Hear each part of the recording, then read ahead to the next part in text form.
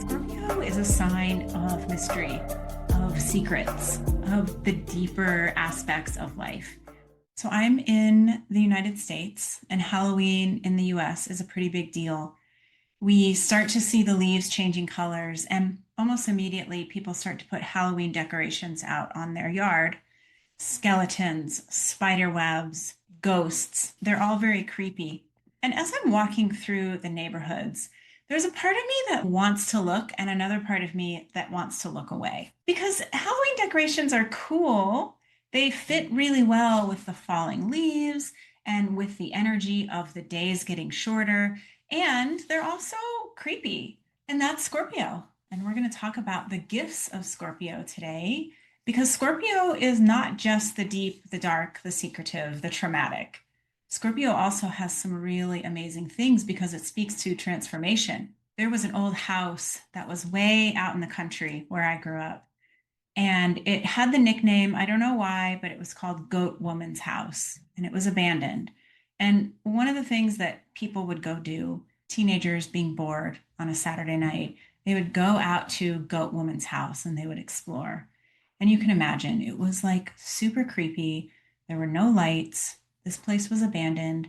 It was full of all of the original furniture. There were old newspapers, everything that you could imagine an old abandoned house would be. But we would go at night and we would inevitably creep ourselves out. It was exhilarating and it was also terrifying. Now imagine that Scorpio is that, but then imagine that you go during the day and you're a realtor and you're trying to sell this house and you walk into it and it's daylight, you can see everything very clearly, and you can see it's just a house that has a bunch of furniture that's been trashed from a bunch of teenagers walking through it, but it doesn't have the same creep factor. And that is what we do when we're looking at Scorpio, is we say, hey, if I'm willing to look at this, I'm willing to go there in the darkness and then also go there in the light, it becomes less scary, it becomes less creepy, and we become empowered. And that's what we're doing when we're looking at the gifts of Scorpio. We're figuring out what the secrets are, the things that have been brushed under the rug, so that they don't have any power over us anymore. They're not scary. So we're going to dive into that. I am Nafa Perkins of Electro Astrology. This is my show, Astrology for Awakening. I'm going through all of the facets of all of the sun signs. And honestly, I'm almost done. I will still keep releasing these. There's a handful that I didn't release on the podcast when I first started, but you will have the full 71 episode collection on YouTube under the playlist Astrology for Awakening. So they are binge-worthy. Make sure to check them out. They have tons of information that is not just astrological. It's going to connect you with who you are and the parts of yourself that you haven't been able to see yet. So if you like my work and you want to book with me privately, you can find me at electroastrology.com, and let's jump in. Today we are talking about the Scorpio gifts. We talked last week in our Scorpio shadow episode about fear and how we try to control our fear by doing all of these different things to solve our fear problem.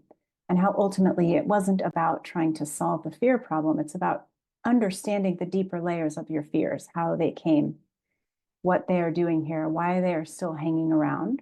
And ultimately it comes down to taking your own power back. Because when we are in a state of fear, we are handing our power out to authority, to the things that we obsess about, to the worst case scenarios.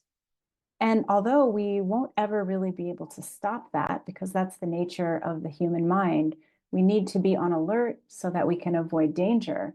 But we have to be discerning about using that alertness in ways that are actually beneficial so that our nervous system isn't always so tight and we aren't always in fight, flight, freeze, or fawn mode. So today, Scorpio gifts. And Scorpio has so many gifts.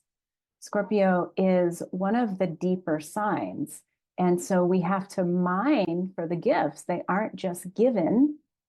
They are the gifts that we receive after we have done the hard work. Doing the hard work in Scorpio is really necessary. And I can't say how many times I come across people who don't do the hard work of Scorpio.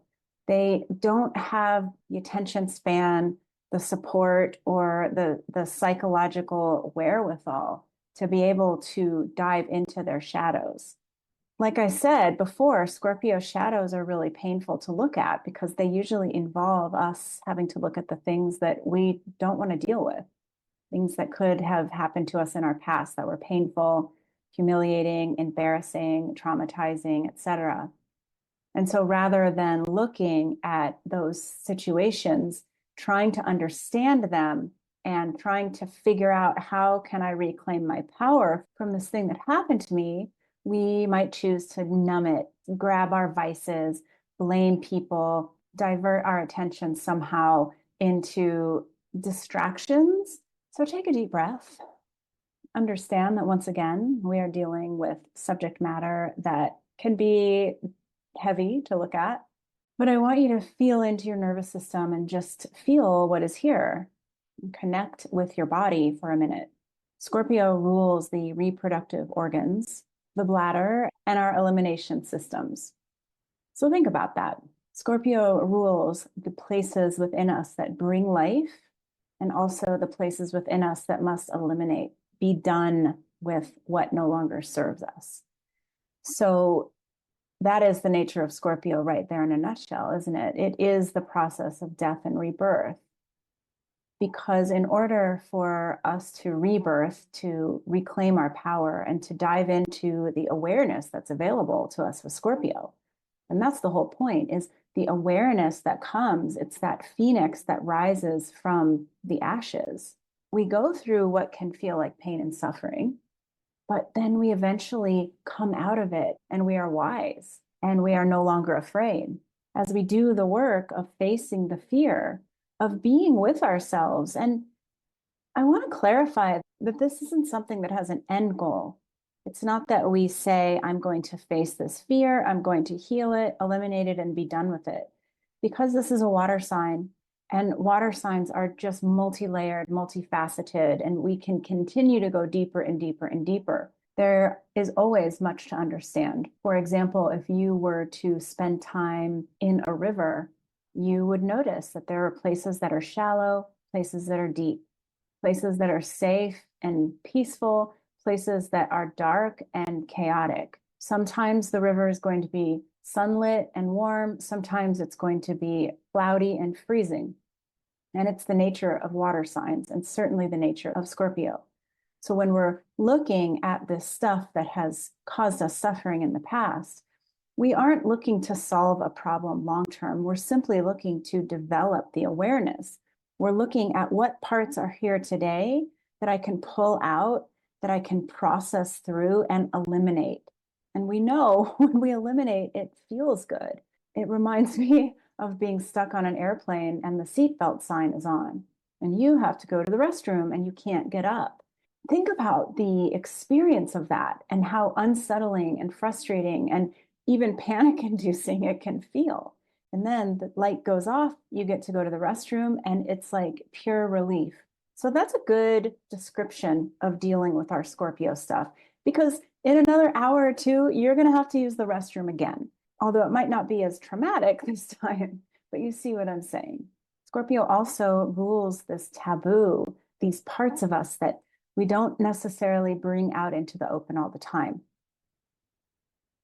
So using the restroom as an example, we go to the restroom in private. Many of us don't like to talk about going to the restroom. We even say things like, excuse me, I'll be right back, instead of, here's what I'm about to go do. The same is true with Scorpio when it comes to sex, with the reproductive organs. It's something that is very important to most people. And yet it's something that most people don't talk about and don't do. But we know most every sexual experience that you have is going to feel different. It's going to bring up different emotions, different sensations, sometimes amazing, sometimes really terrible. Again, another analogy of Scorpio. We never quite know what we're going to get. And yet that's part of the beauty of it, because if we are riding those waves and allowing ourselves to examine what was hard so that we can make sense of it and alchemize it into something that looks like awareness. Oh, I know myself better now. Oh, I understand this dynamic better. That's really the whole point. And those are the gifts of Scorpio, bringing us the wisdom. So we go from being defended and being fearful into examining that fear, trying to understand why we are defended, and then looking at things through a more medium lens where we're just being curious. We're just looking at what is here. We're sorting through where we've been. And then we go into the elimination phase. We get rid of what we no longer need. Then we have the transformation. And then after that, we have the resilience because we have been through something hard. We have persevered through it. We did our job. And one thing that I have noticed in my own experience is looking at this lens of communication and how many times I screwed up. I wasn't good at communicating. I didn't do the right thing. I wasn't clear and I wasn't straightforward. I was doing that defended Scorpio thing of not wanting to deal, hiding behind a rock, and reaching for things to numb so that I didn't actually have to feel what I wasn't expressing and I didn't have to feel my impact on others.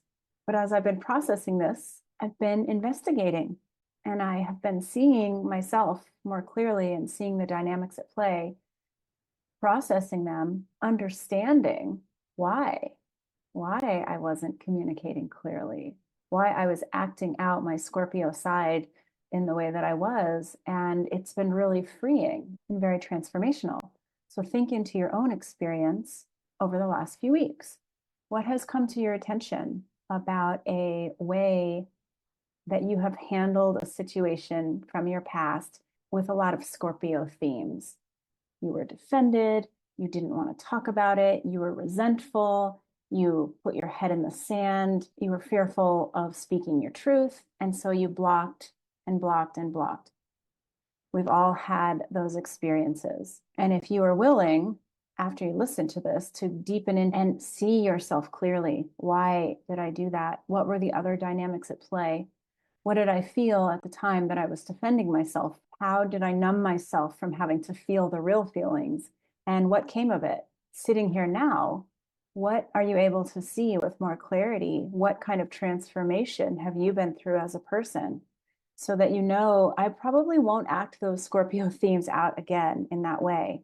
Because if we look at it like it's all our lessons, with Scorpio, we are learning how to be determined, how to transform. And through that transformation comes our ability to be magnetic to more of the things that we want and repellent to the things that we don't want.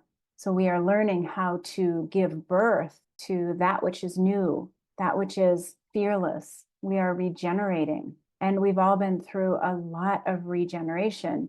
And it is important to stop and see where you were. We've all done this intense psychological work. It's multi-layered and complex. And here you sit more perceptive and better able to understand some of the mysteries of your own experience. So take a deep breath into that, into the acknowledgement that you have come a long way and that you have faced so many fears. And you might not have faced them perfectly, but I hope that you kept going back, even when things were intense, even when they were complex, even when you felt obsessive or resentful, or you were acting out your addictions. Those things are always our mindfulness bell that we are out of alignment. With Scorpio, we seek to realign by understanding. And as we understand and become more aware of all of the dynamics at play, we're set up and we are that phoenix that rises from the ashes. And we have less fear because we've learned how to face it. We've learned how to stand in our power, even when things are really hard, even when we feel humiliated or we've been hurt. So again, we don't do the Scorpio work and then we're done with it.